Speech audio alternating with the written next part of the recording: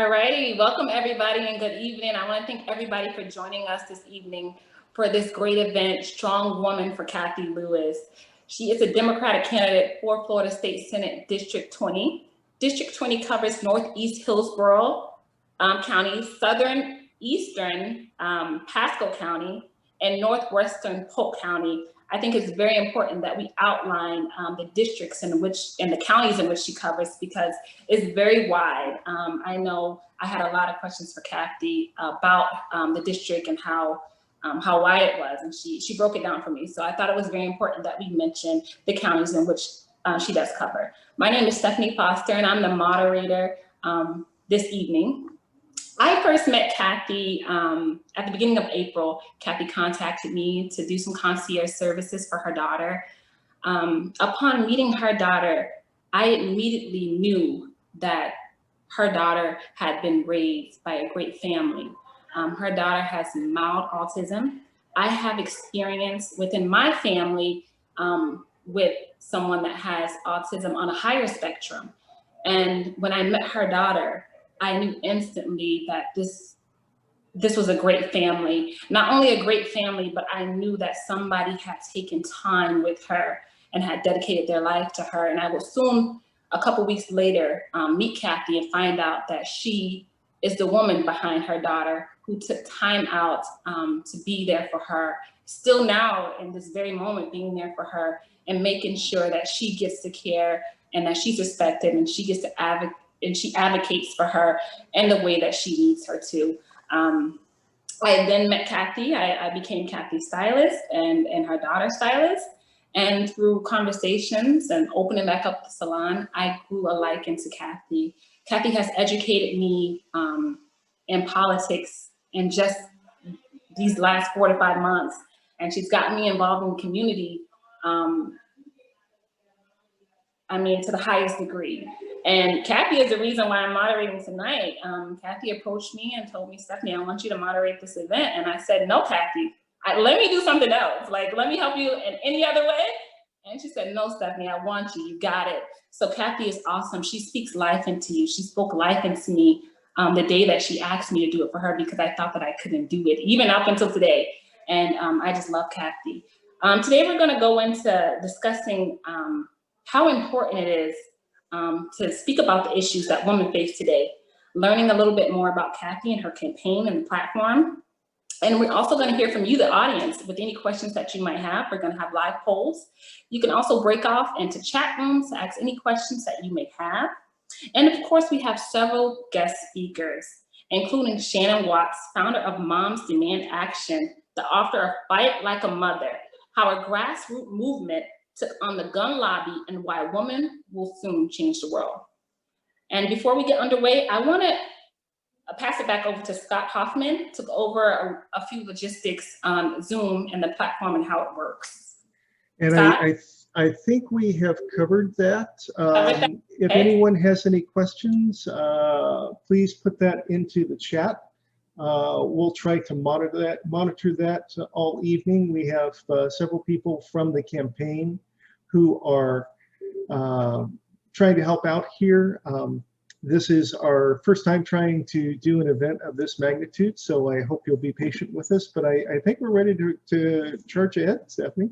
Awesome. Yeah, and Scott said one profound thing. Please, this is our first major event. Just show us a little grace, okay?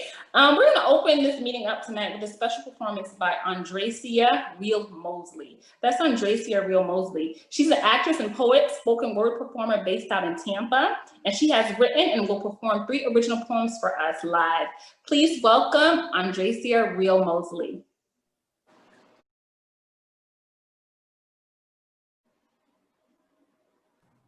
That was awesome. Awesome.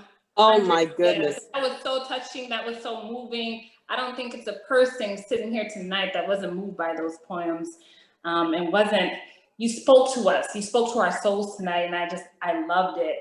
Without further ado, after that performance, I'm gonna take this time right now to introduce my friend, your next Florida State Senate for District 20, Kathy Lewis. Come on, Kathy.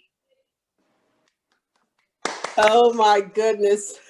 Andresia, my goodness, that was amazing. Just amazing. And just perfect for the moment. Perfect for the moment. Thanks so much, everyone who's here. Thank you, Steffi, for agreeing to do this. I'm just thrilled to be here. No problem. Kathy, I want to get right into it. I want to ask you if you can tell the viewers today, what inspired you to run and why are you the best candidate for this job? As you said before, I'm not a politician. I was an angry parent, and that's how we ended up here.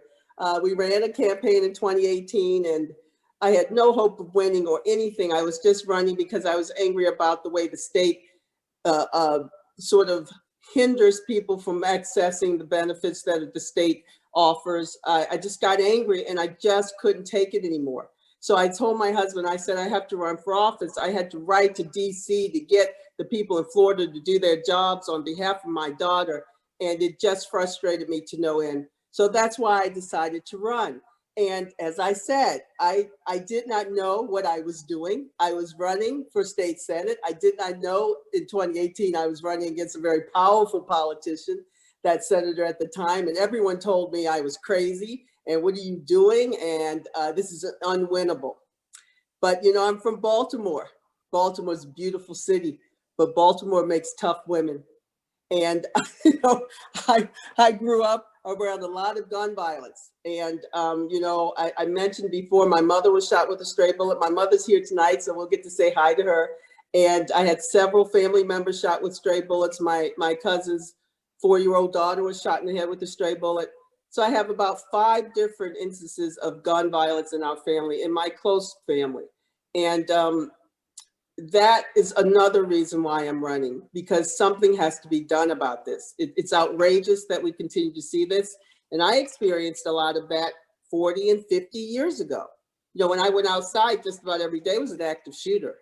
And when you're in the inner city like that, it's a part of the norm that a lot of children think. I hadn't thought about gun violence at all until I decided to run for office in 2018. And that's when we had the horrible shooting in Parkland. And then I had to think about it. And when I thought about my own experience, I thought I was astonished by it myself. So that's one of the reasons why we're here today. Awesome, great answer. And I guess all those reasonings, and in my opinion, I think everybody gathered here today makes Kathy the candidate to take this seat for District 20. I just want to go over to Molly really fast. I want to see if we're ready to go ahead and move on with our BG tribute. So I just want to apologize to everybody. Again, we are volunteering for Kathy and we're working as hard as we can. This is a labor of love. I'm going to ask if we can have a few more minutes before we share this project. So if you want to move on to the next person, and I'll let you know when we're ready to go. Absolutely. I believe we did have a poll as well from Scott. Scott, do we have that poll ready? Yes, we do. So this poll, we're going to ask our audience to divide into 2 groups, those who are viewing us from inside the state of Florida and those who are viewing from outside. It's the same poll. We're just trying to understand the demographics here. And we're asking about Kathy's campaign priorities. So this first poll is for our Florida participants, and I'm going to launch that now. And we'll give you a few, 30 seconds or so, if you would please, to look these over, check off the ones that are most important to you. And we will be reporting the results of the poll a little bit later in the program.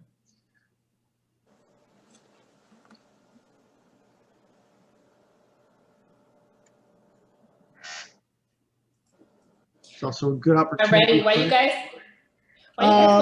We're still getting some votes coming in, so let's give it another 20 seconds, and then we'll switch over to the poll for the folks who are not in Florida.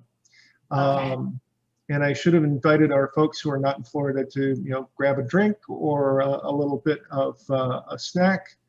I'm going to go ahead and close down the poll now for the Florida residents.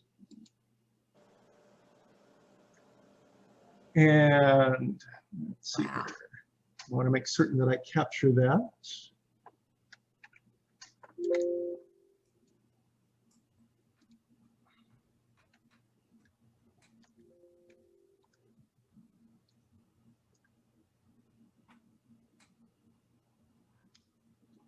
So give me just a moment, if you would, please.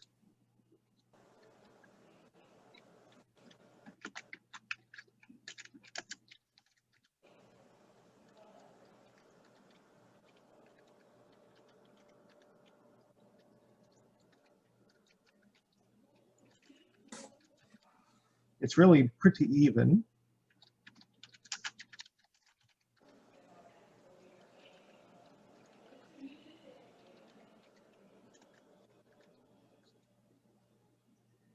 Kathy, while Scott's doing that, do you want to go ahead and introduce your family?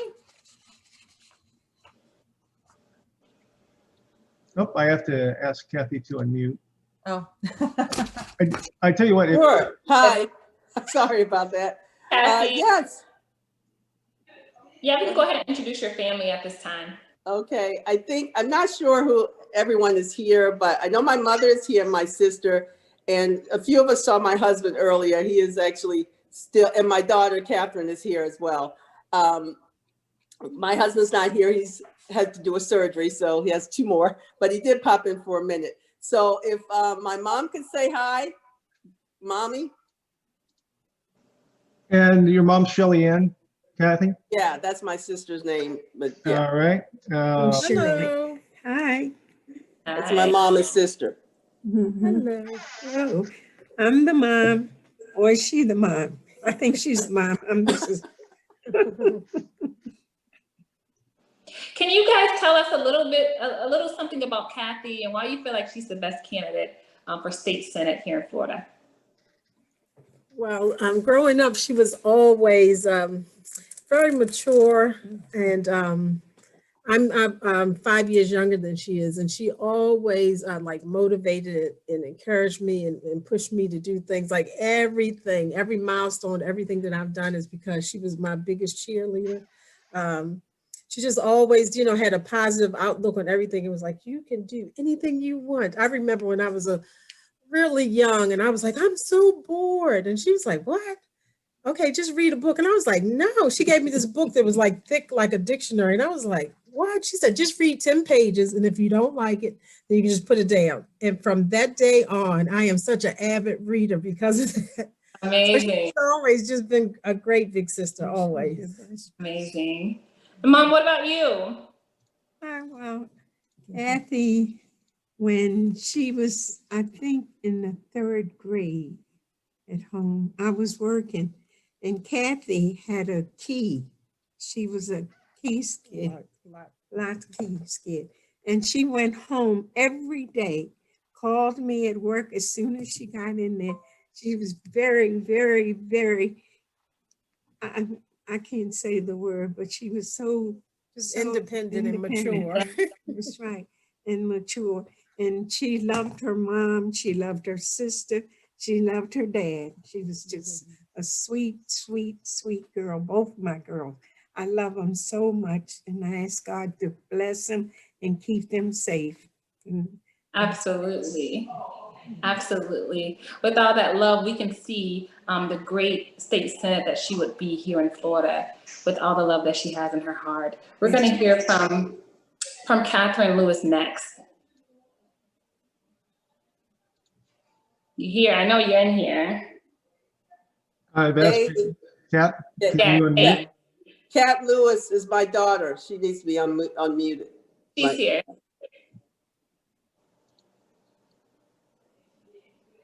Hi, everyone. My name is Kat Lewis, and I am Kathy Lewis's daughter. I just wanted to share a story about my mom and education with you guys. When I was young, probably 4 or 5, we were really poor, and my mom couldn't afford workbooks for us. And it was really important for her to supplement our education outside of school so that we could learn to be lifelong learners. And since we couldn't afford workbooks, this is what my mom did. She went to the dollar store and got the really cheap composition notebooks like this. So she bought as many as she could afford and made her own workbooks. And with these workbooks, she taught us math and history. And she did this in the context of money. So what she did was she took some coins that we probably couldn't really spare and taped them into the notebook. She wrote the names of the coins, the values of the coins, the presidents that were on each coin, and facts about the presidents. And this is how she taught us math and history. She taught us math mostly within the context of money. So I learned how to exchange money, how to calculate sums and amounts at a really young age. But what I remember most about this experience was when she taught us how to spell out numbers. So, you write the number 2, and then she taught us how to spell TWO.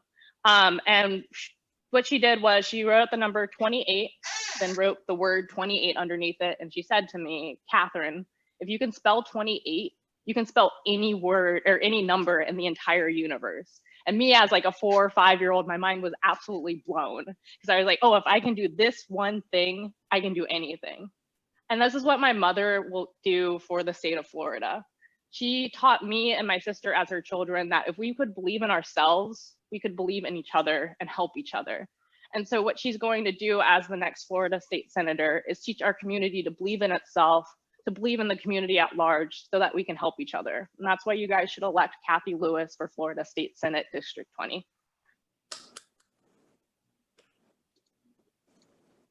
Oh, Catherine. Oh, my daughter Remy is having a little challenge tonight, my other daughter. So we may not see her. We might see her. We may not. But she sends her love. Thank you, Catherine. That was wonderful. That was amazing, Kat. Mr. Lewis already joined us. I'm pretty sure everybody got a chance to meet Mr. Lewis earlier before he went into his surgery. So he did send his love to Cathy and everybody here tonight. Hi, I just wanted to introduce myself. I'm Cathy's husband. I'm on call, so I can't really stay very long. I'm working in the hospital, so I just wanted to give my love to Cathy and support and wish you guys the best. And I wish I could stay long, but I'm in call and I'm in the hospital. So just want to wish you, Cathy, the best. You guys and Cathy the best. Hey, Bert, what are you doing? Thanks, Bert. Bert, what are you doing? Playing video games? Yeah. That's what it looks like. Yeah. So Cathy, where are you? I'm here now. I was in the other room. But I want to say I love you and wish you the best, okay? Thank you, darling. How many surgeries you have left? A lot? I got one more. I did 6 today, so I got one more. Oh my goodness. All right, well, I'll see you in a bit. I'm getting a call from the ER or whatever right now, okay? Okay. I'll talk. Bye. Bye-bye. Bye-bye.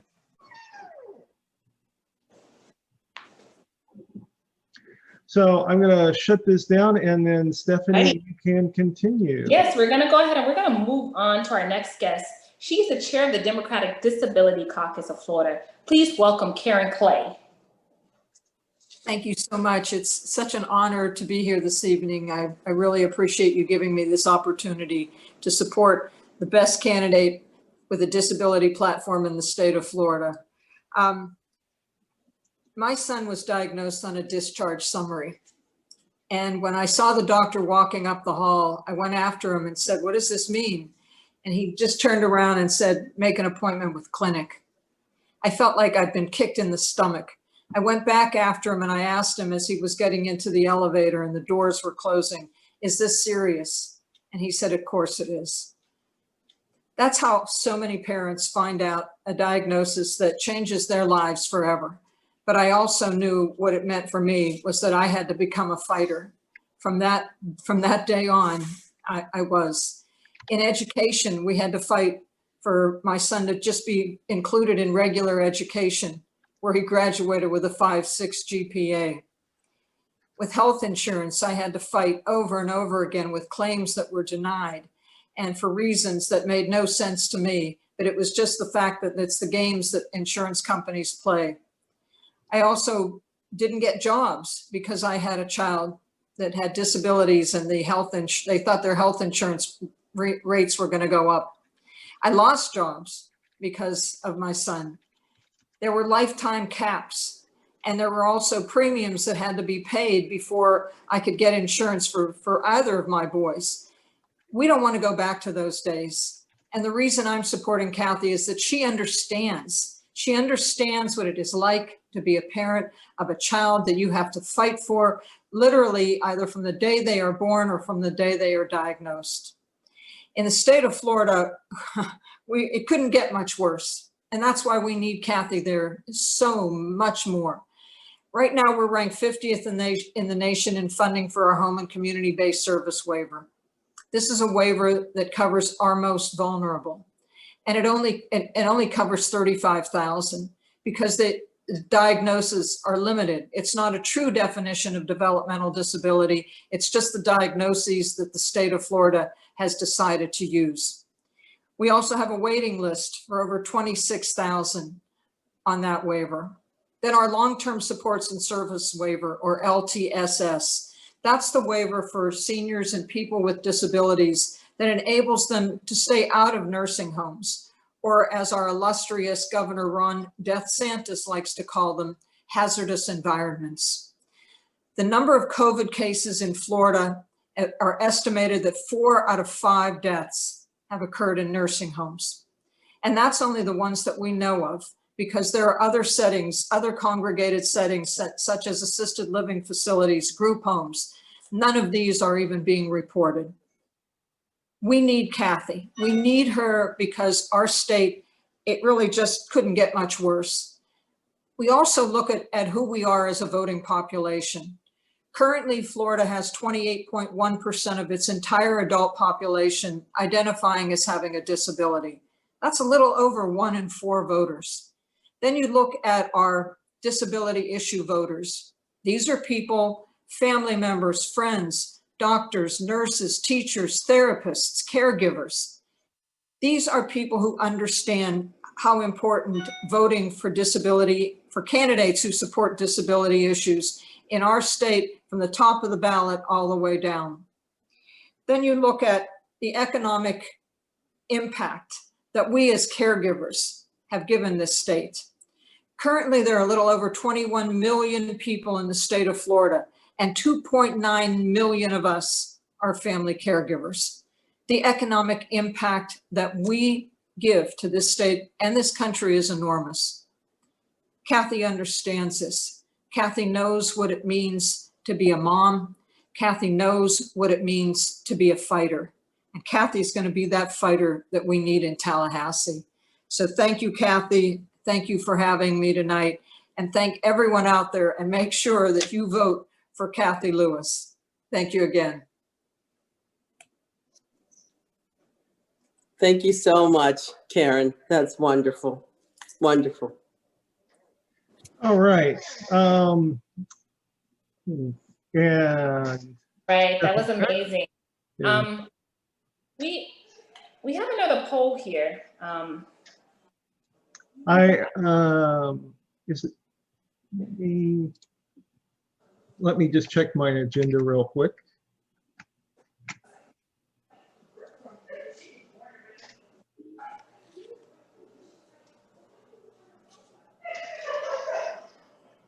I think the other poll is a little bit later, Stephanie. Kathy was going to talk about disability, excuse me. You were going to talk to Kathy a little bit about some of the issues that were brought up. Yes, absolutely. And I'm not certain if we're ready to share the results of the first poll. No, I think that we're going to speak with Kathy right now about the issues that Karen brought up. Kathy, are you there? Oh. Is she on mute? Sorry. There you go, Kathy. Thank you, Kathy. Okay, hi. There we are. Sorry about that. Awesome. We want to talk about some of the issues that Karen brought up here, Yeah. About the disability here in Florida. Yes, and Karen, I always, every time I hear Karen speak, I'm that much more determined to do something about what's going on. Right now, I've had people calling me that are in group homes. Well, the people that run group homes, and they haven't been paid for 3 to 4 months. they're starting to have to evict their clients because they can't afford to keep them. This is happening, and I don't exactly know why. They're claiming there's some backlog or some other thing going on, but it's awful. And I suppose because, you know, we're the most vulnerable people, you know, in the state. We don't have wealthy lobbyists lobbying for us. So that's what happens. It's just awful and appalling. And that is one of the reasons why I'm driven, or even why I'm here, is because I had the same fight with my daughter, same similar fights that Karen talked about. And sometimes we as humans, it's hard for us to go outside the sphere of our own experience.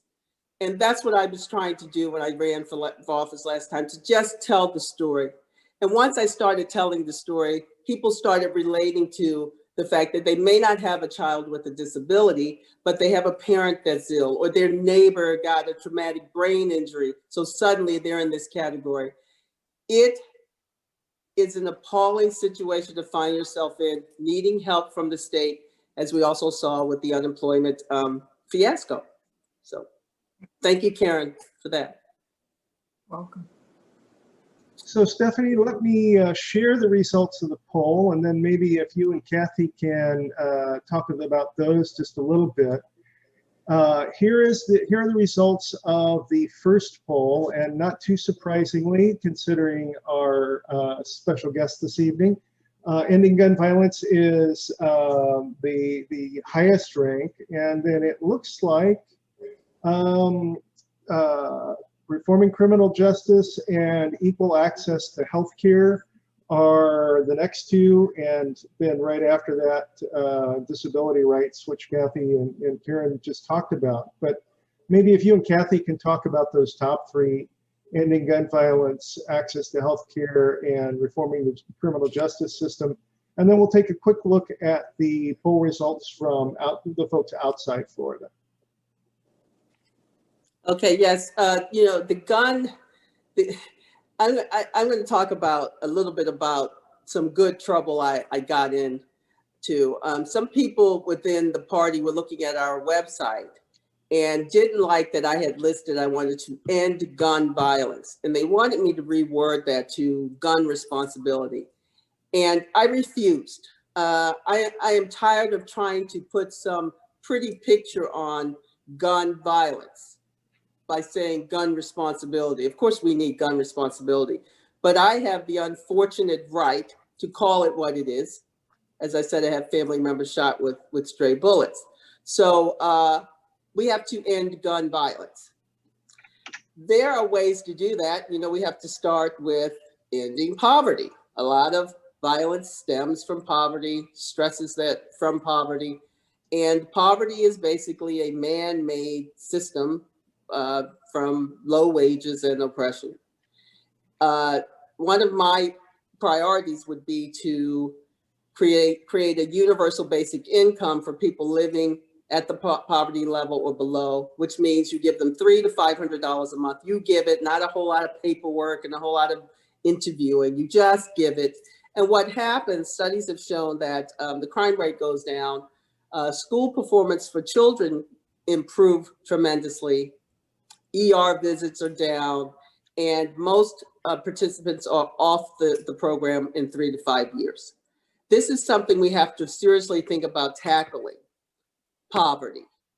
And as someone who has experienced poverty and understands it, I think I would be an asset there. I think one of the issues is we have to have legislators, apparently, that have firsthand experience. And then that way we sort of humanize the things that we're trying to pass, the legislation we're trying to pass. If someone's in the room saying, you can't keep going to cutting the med waiver every time there's an issue with the budget and continue to build billion-dollar toll roads, something's wrong there. And we need people like myself and Karen in there to help them see the error of their ways and be unafraid to do it. So that's what I will do. That's amazing, Kathy. I'm going to go to the next poll that did really good here, and that's reforming our criminal justice system. Yes. What would you office to reform our criminal justice system?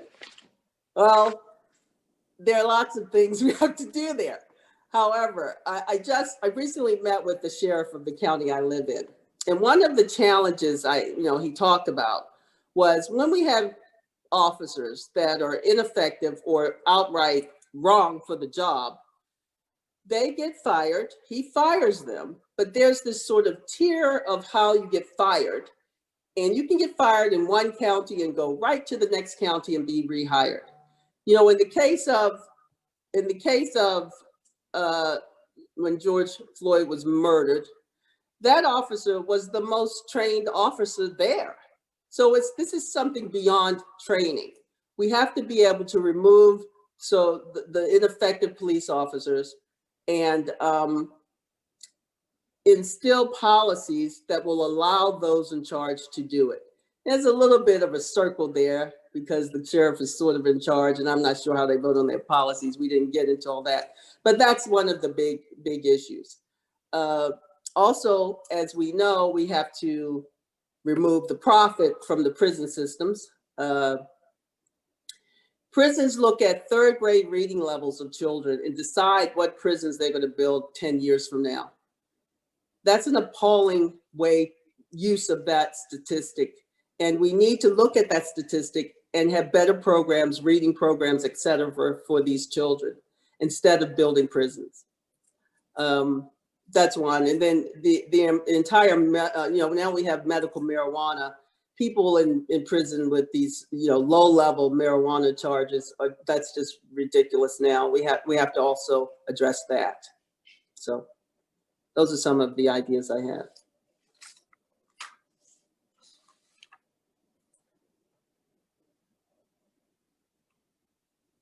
Scott, you have to unmute her, I guess. Okay. There we go. Thank you, Kathy. That all sounds great.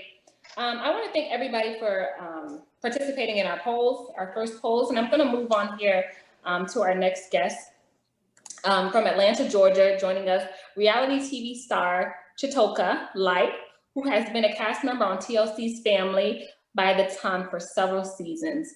A strong woman in her own right, Chitoka is going to share a bit about her personal journey, the challenges she faces, and how she overcomes them. Welcome, Chitoka.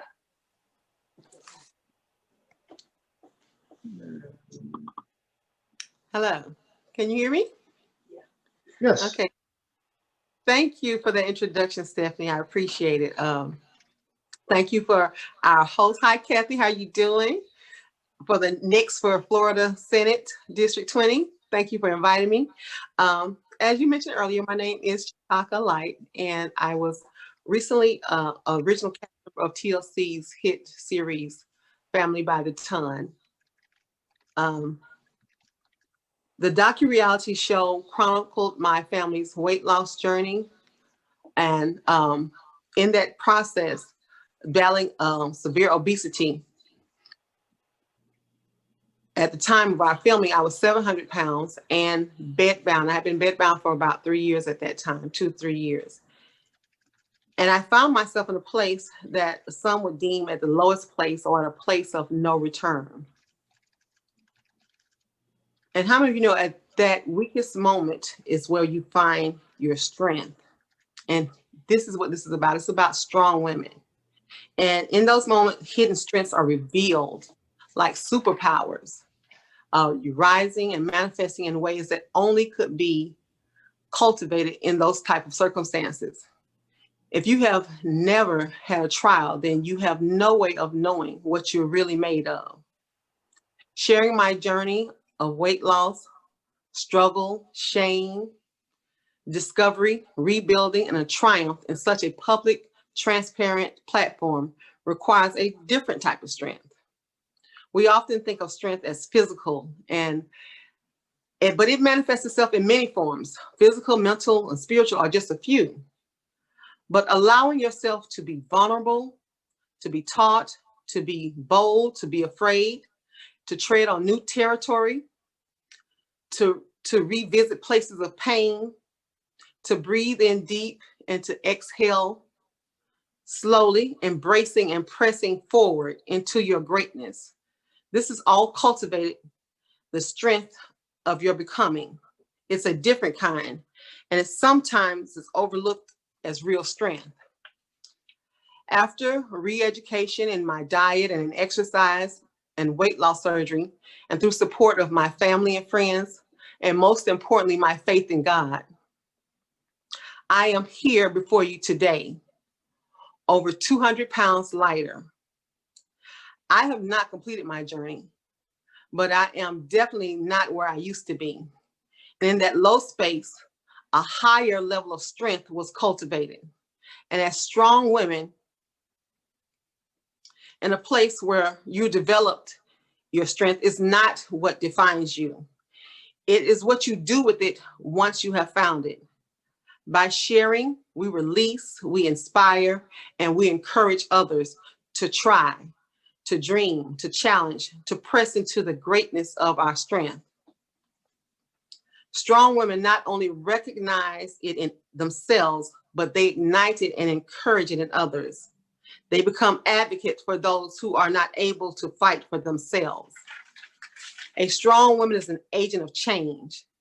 And women like Kathy Lewis not only recognize the need for change, but are willing to do the work. A strong woman does not have a particular size, a skin color, an occupation, a financial status. She is each of us. If you are here to understand how you can be a better participant in your community around you, and if you are uplifting others, strong women, these are the qualities. You are a strong woman as well. So I celebrate each woman on this platform, each woman who has taken the time to come and be informed, to provide your gifts and your talents by your presence, and even by simply sharing this broadcast with others. By supporting strong women, agents of change, such as Kathy Lewis, you are exercising your strength. I celebrate you, and I am honored to be in the company of so many strong women. And to Kathy Lewis for Florida Senate District 20, I salute you. Thank you, Shataka. Thank you, Shataka. Sounds wonderful. Wonderful. Thank you. We are going to right now introduce our keynote speaker of tonight. Her name is Shannon Watts. She is the founder of Moms Demand Action for Gun Sense in America, the nation's largest grassroots gun violence prevention group, with chapters in all 50 states affecting change at local, state, and national level. Her book, Fight Like a Mother, How a Grassroots Movement Took on the Gun Lobby and Why Women Will Change the World, was released in May 2019. Welcome, Shannon.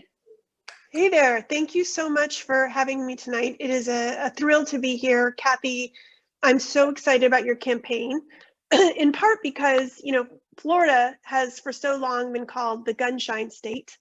And that's because the gun lobby has had so much control over legislators in Tallahassee. In fact, I always say that Florida is very much the NRA's petri dish. So the gun lobby goes into Florida and comes up with bad law after bad law. And those bad gun bills used to sail through the state legislature. But thanks to our amazing volunteers in the state, many of whom are on this call tonight supporting you, gun safety has really gone from being a political third rail to an issue that candidates are running on and they're winning. And I'm just so grateful to candidates like Kathy and the fierce gun violence prevention advocates on tonight who are chipping away together at the perception that the gun lobby controls all firearm legislation in the state. It's not true anymore. Over the past 2 years, we've made incredible progress. The state legislature passed critical gun safety legislation that included raising the minimum age to purchase a firearm and setting up the extreme risk process. And that just enables law enforcement to intervene and temporarily prohibit gun possession by people who are a danger to themselves or others. So these were huge life-saving changes. We still have to pass a background check on all gun sales in the state because in Florida, we still have loopholes that allow people who should not have a gun to get one. And they can do that by going to an unlicensed seller at a gun show or buying online. And we know that over 2,500 Floridians are killed by gun violence every single year. And yet still, the Republican-controlled legislature has blocked bipartisan legislation that would improve the background check system and help curb gun violence. And we know these gun lobby-backed candidates are out of touch with Florida voters. In fact, polls show that 75% of Florida voters support background checks. So we are working all across the state right now to elect gun sense champions to the state house, like Kathy, and to help deliver Florida for the Biden-Harris campaign. This is the most important election of our lifetime, if not in our nation's history. And so I am incredibly proud of all these badass women who are getting off the sidelines and stepping up. As the saying goes, if you don't have a seat at the table, you're probably on the menu. And we see that a lot at a federal and state level. So we desperately need to change the makeup of the Florida State House. It needs to actually represent what Floridians want, for example, common sense gun laws. So thank you, Kathy, for making the leap. Thank you for running for office. You are an inspiration to so many of us. And we want you to know that we are here to support you, and we want you to tell us how we can do that over the next 26 days. Absolutely. Thank you so much, Shannon. Thank you so much, Shannon. Wonderful, just wonderful. Go ahead, Steph. All right, Shannon, we wanted to see if anybody in the audience had any questions for you tonight about violence prevention and how women can actually change the world. If we have any questions, we're going to go ahead and take them now. While we're letting some of those folks type their questions in, let me see if I can move on to our last poll, which was a simple yes, no, has gun violence affected you or someone you know? And we'll give this 30 or 40 seconds to run, and then we'll see if we can catch any of the questions that folks are asking.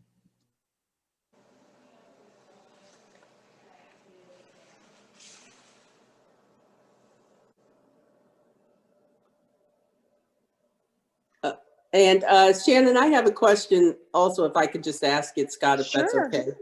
I wanted to talk a little bit about resilience and what it was like when you started down this journey. I'm curious, I'm imagining we've had some similar experiences there, so. I'm sure we have. You know, I started Moms Demand Action when I lived in Indiana. I was a stay-at-home mom of 5 at the time. I had a 12-year-old and I just sent him to college. That's how long ago that was. But I had no idea that there was this underbelly of America that would, and it's a very small group, but a vocal group of extremists that don't want any gun laws in this country at all. And because I never imagined I'd be doing this, my phone number was public, my email was public. And so immediately people started calling and texting me and sending threats to me and to my daughters, threats of death and sexual violence, because they didn't want moms and women to rise up on this issue. And if they knew anything about moms and women, they would have realized that that was actually what they shouldn't be doing, because there's nothing that makes us more angry than people who think that they can silence and intimidate us and threaten us. And we just started to organize across the country. And there were many times along the way where I thought, okay, this isn't going to work. You know, when, for example, the first bill called Manchin Toomey failed after Sandy Hook to pass in Congress, I thought, okay, we'll never get this done. And then our brilliant volunteers just started doing this work in the state houses and boardrooms where they live, like in Florida. And so every time there's been an obstacle, it has either been removed or just our volunteers will run right through those obstacles. And we're now the largest grassroots movement in the country. We've had huge success, again, in state houses and boardrooms. And I really do think it's just hopefully 27 days until that hard work translates into laws at a federal level that we've seen save lives in the state. And Joe Biden and Kamala Harris have said they will make this a priority in the first 100 days.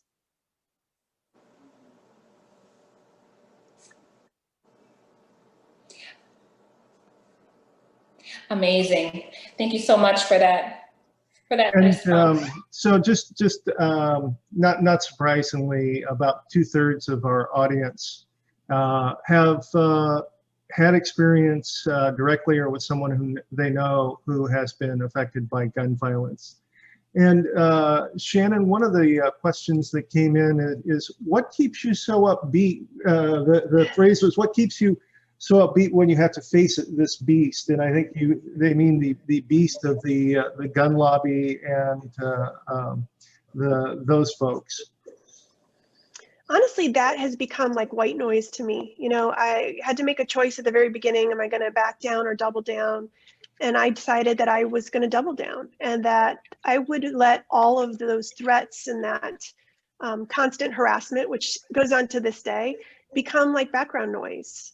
And I think we can all agree that if we lose our children, you know, we have nothing left to lose. And so when I work every day with gun violence survivors side by side, these heroes who are using their experience to prevent others from having the same kind of pain in their lives, I think that's just heroic. And that's really what keeps me going. The fact that we're winning. Please remember that we've now passed background checks in 22 states, red flag laws in 19. We've disarmed domestic abusers in 28 states. Dozens and dozens of major restaurants and retailers have changed their policies around open carry because of our volunteers. We've passed so many different municipal policies. I mean, the wins we've racked up at the state level, not to mention the fact that we have a 90% record of stopping the NRA in state houses year after year for 5 years. All of those things tell me that we're winning. But again, you know, we have got to give everything we've got in the next 27 days to make sure that we elect a gun sense president, flip the Senate, hold the House, and change the makeup of state legislatures across the country so that we can, you know, the NRA is weaker than they've ever been. They are financially and reputationally underwater. And if we can elect the right lawmakers in November, then we can make sure they don't get back in power. And Shannon, I know that you have another event to get to, so I'll let you control how long you can stay with us. But there were a couple of other questions. One was if you are working with the students from Parkland who were the victim of that horrible event. And then the other one, and you can take either one of these or both if you have time, was if you had any comments on the news that came out today about the plot to kidnap the governor of Michigan by the militia groups there. So, and for our audience, that's probably all the questions that Shannon's going to have time to take this evening. So Yeah. let me ask you to address Sure. those and take all the time that you'd like, Shannon. Yeah, so first of all, yes, we do work with the Parkland students. They have been an amazing bright light in making sure that this issue stays in the forefront of our national conversation now for, you know, almost 3 years, and their bravery and their courage, their tenacity, and also, frankly, their youth. You know, they do activism in a different way than someone in my generation does. And I think it's so incredibly important to watch and to learn from them. And there's lots of groups in the gun violence prevention space nationally, but also locally. And it's so important to remember all the different groups and communities that have been on the front lines of this work for decades, right? And that literally put their physical bodies in the streets to stop bullets. And so it's really important. And that's why our organization fights for funding for those violence intervention programs. In terms of what happened in Michigan today, I mean, it's the logical outcome of our nation's gun laws and Michigan's gun laws. When you allow gun extremists, armed insurrectionists, white supremacists to have easy access to semi-automatic rifles and then take them inside the state house. You can open carry inside the state house and stand on the governor's lawn at her house doing that. When gun laws allow this kind of behavior, then it shouldn't be surprising that when the president and the gun lobby foment this violent rhetoric and just hatred among these people, that this is the logical outcome of what happens. And I think it should be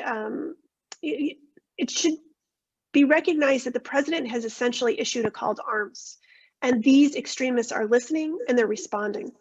And that's why, one, it's important again to change the makeup of our federal government and our state governments, but also that we change the laws. And open carry is an incredibly dangerous tool that we give to extremists, and whether they're white supremacists or bigots or misogynists. We have created such a mess essentially by allowing gun lobbyists to write our nation's gun laws. And so that has to stop, and we have to elect people who will do that. And we also have to make this a priority issue going into the polls. So if you haven't already checked out who your gun sense candidates are, if you haven't made a plan to vote yet, or if you would like to get involved in the next 27 days, either in Florida or in another state, go to gunsensevoter.org and you can plug in and do all of those things. Awesome. Thank you so much, Shannon. Thank you, Shannon. Thank you, Shannon. And Kathy, I don't know, Shannon, I don't know how much time you have, but Kathy, if you had anything to discuss with Shannon, or Shannon, how much? I just want to thank you, Shannon. I admire you tremendously. And as I said, it was a very strange thing in 2018 when I decided to run and the Parkland shooting happened. I hadn't thought about my history with gun violence at all until then. And then I was astonished by my own experiences. And that drew me even more determined to do something about it. So thank you very much. I admire you. You inspire me, and we will keep the fight. Thank you so much. And it's so wonderful to be on tonight. And I can't wait to celebrate with you in November. Thank you, Shannon. Amazing. Thank you, Shannon.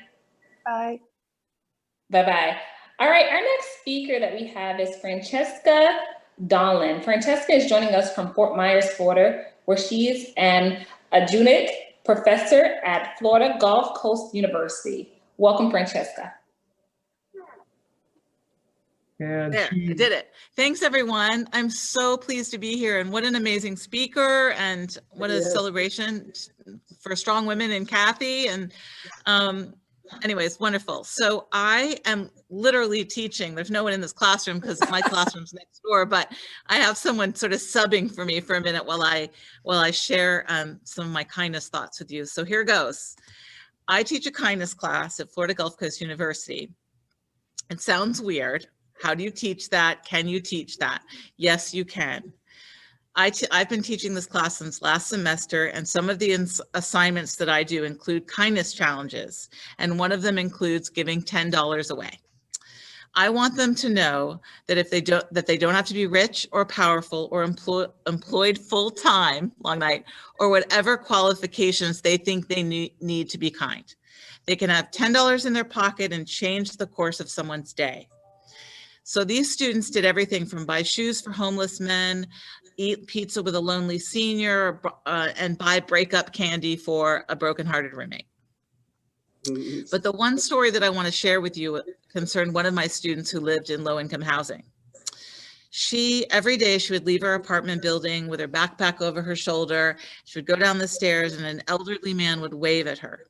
Every day, he would just wave at her. And it made her feel good, but she didn't know who he was, and she's so shy she didn't want to talk to him. But she decided to take her $10 and give it to the waving man.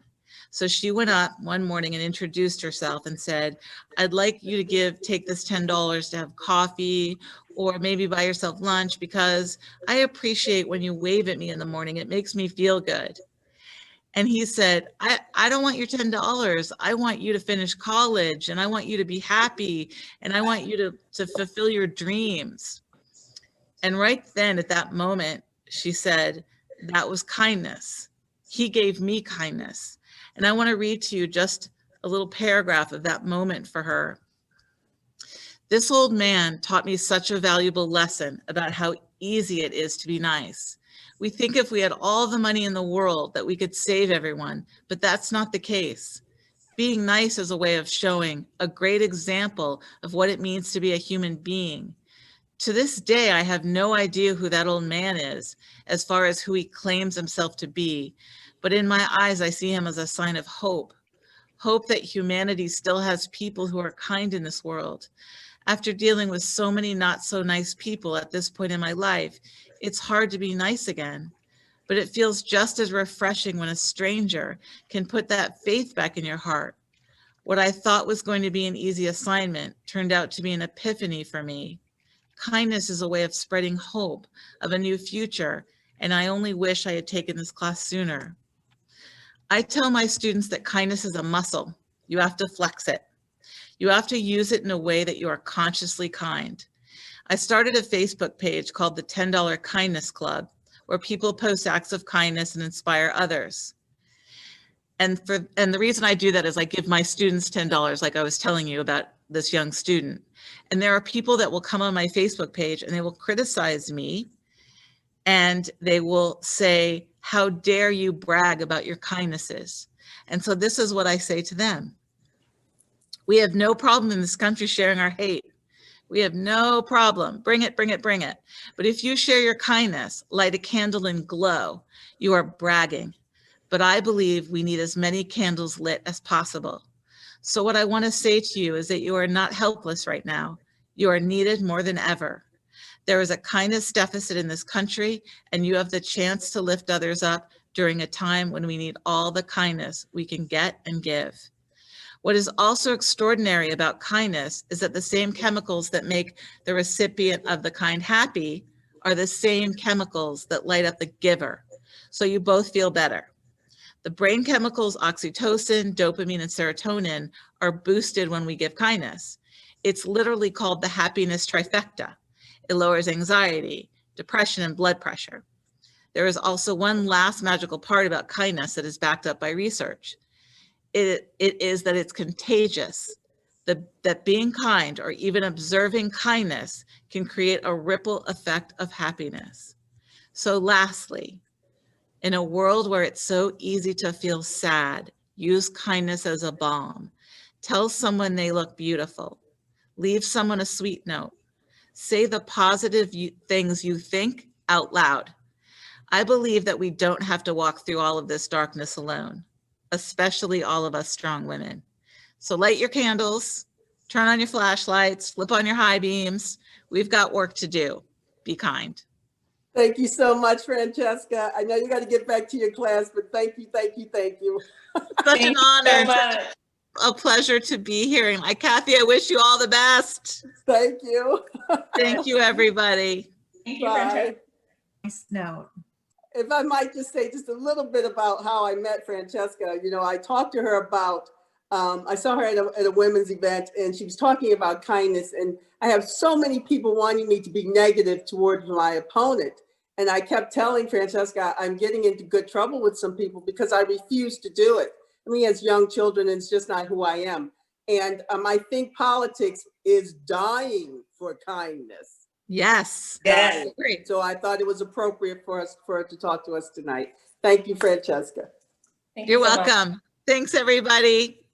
Bye. It's Kathy to introduce her daughter to come give us a. Okay, and before I do that, I think I had some other family members on. Is anyone else on? I thought I saw my cousin Pamela. Maybe she left. Anyone else? Let me find them, Kathy. Pamela Tate. Pamela Tate, Linda Gibson, Victoria Gibson, and then my daughter, of course, Kat. Can you hear me? Kathy? Yes. Hi, Oh, there's Pam. That's my cousin Pamela. Pamela, say hi. Hi. Hi, everyone. Sorry I took so long. I had another meeting. Oh, it's okay. Pam, tell everybody a little something about us growing up together. Oh yeah, really. Put me on the spot. We had a wonderful. We grew up in a wonderful household. Really loving family. We grew up in the ghetto, and look at us now. Thank you, Jesus. We survived. And you can survive. You just have to follow God. You gotta concentrate and believe in God, and you can make it. So I'm so. And we would have epic Monopoly games. Epic. Oh, spades. Not only Monopoly, we had spade games going on too. Absolutely. It was great. A Good to lot of see you, fun. Pamela. We Love have a you. wonderful family, Kathy, and I love you and I pray for you and I am so happy for you and I know Thank you. we're going to win. You're going to Thank you, Pam. win. I Yes. got it. Thank you. You're Anyone welcome. else? I think that, is anyone else? I think that was it, except for I think that was it. Okay. So Catherine can come on. Hi, I'm Kat Lewis. I am Kathy Lewis's oldest daughter again. I'm here to read my mom's favorite poem. It's called Still I Rise by Maya Angelou. You may write me down in history with your twisted, bitter lies. You may trod me in the dirt, but still, like dust, I rise. Does my sassiness upset you? Why are you beset with gloom? Because I walk like I've got oil wells pumping in my living room.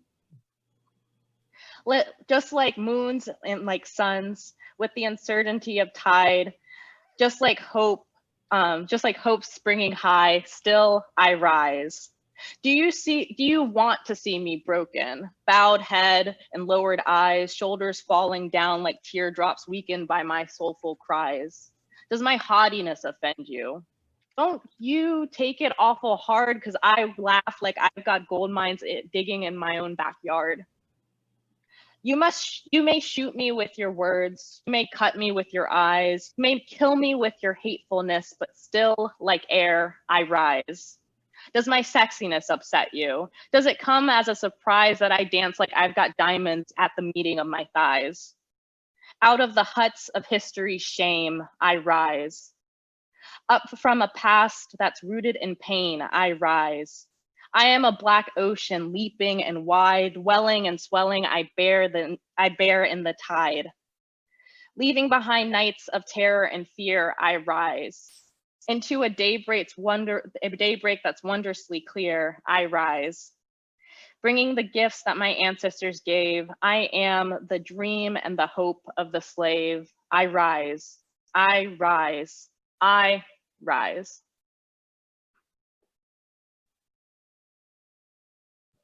Thank you, Catherine. Thank you, thank you, thank you. It's my favorite poem, and I'm so happy my daughter read it because I would read it repeatedly as a young woman to encourage myself, you know, as we all face so many hardships in life sometimes. And we must all rise. Thank you, Kathy.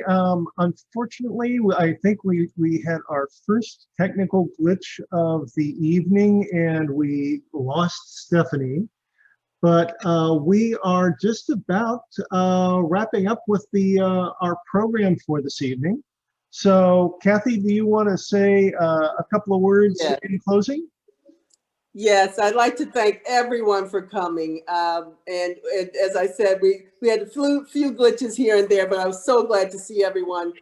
And it is important, and just like we talked about, you know, with Shannon, resilience and kindness, it's important for us to stay true to who we are. And just from running for office, I realized that all of us as candidates are faced with that choice almost daily. We have to decide if we're going to tell the real truth of what we believe, or if we're going to try to say some middle ground thing for fear of offending someone. That is not who I am.